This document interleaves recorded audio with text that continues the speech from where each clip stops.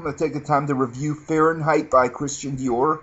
Now, this fragrance has been around for a pretty long time. It was made in 1988. So, it's a pretty old fragrance, but it's definitely a pretty big hit. A lot of people really like this scent, so I had to review it.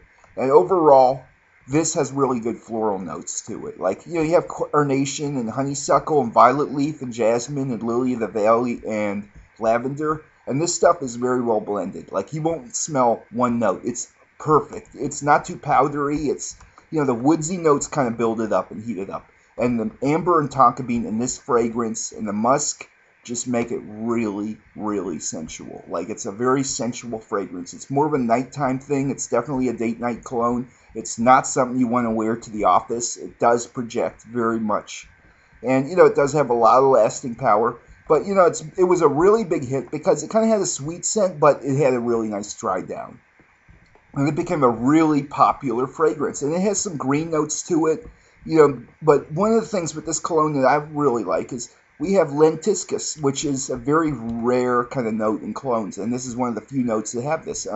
One of the things you can see with really good colognes is they tend to put more exotic ingredients in. And they really, really push their perfumiers to put much more unique notes in these colognes. And in this case, it's a masterpiece. I mean, it just works perfectly. And, there's it's going to smell kind of funny when it first gets out of the bottle. It's a strange top. You have lavender, mandarin orange, hawthorn, nutmeg flower, cedar, bergamot, chamomile, and lemon.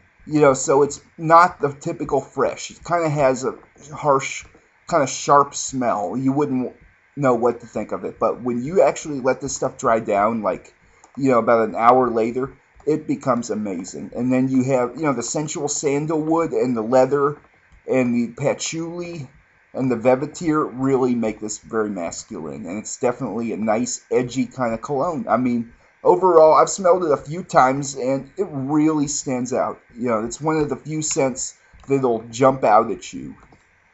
And overall, this is a bit sweet, so it is a pretty strong cologne, so if somebody is allergic to colognes, they probably will not like this. And if you don't like strong scents, this is not for you. This is a very big powerhouse kind of scent. This will project.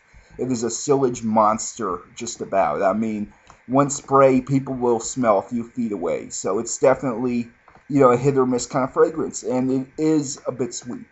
But, it overall is very well blended. And you can't just smell like musky wood in the dry down. It's kind of a big matrix with the florals kind of bind the woodsy notes together. And it gets sweet from a number of ingredients. And the amber overall heats this up and makes it a little more pungent. And the tonka bean amber, like a lot of colognes, in this one, it does make it heavy. And it is more, to me, I would say this has certain elements of an oriental kind of cologne. Even though it's a woody floral musk, it kind of has that warmth and sensuality that a lot of these nighttime scents have. So this is much more of a nighttime cologne. And it's kind of a unique scent, and it really did start a new trend.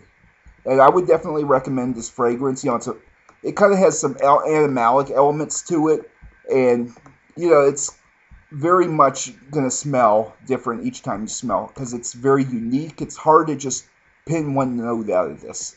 It is perfect together. It's like, when you smell Le Mallet sometimes, you can smell certain notes like mint and vanilla, and the tonka bean kind of sweetens it up. Well, with Fahrenheit, you get a lot of florals that are just put in there to kind of bind the rest of the notes together. And this is not something where one note jumps out at all. This is a very nicely blended, very masculine product. And there is a lot of floral in this, which kind of concerns me because I usually don't like unisex stuff and I don't like powdery fragrances, but this stuff definitely is masculine. And, one of the reasons the top doesn't really smell good is because of the chamomile and some of the weird stuff they put in that. But when it dries down, then it balances perfectly with the rest of the notes when they start to come out. And this is definitely a sleeper. I would definitely recommend this fragrance. I think it's probably better because it's made considerable time ago and a lot of people haven't heard of it. And, you could definitely wear this stuff to a club. It might actually be good to wear. If everybody's wearing Acqua di Gio and Unforgivable and all the newer stuff, this is definitely something to look into.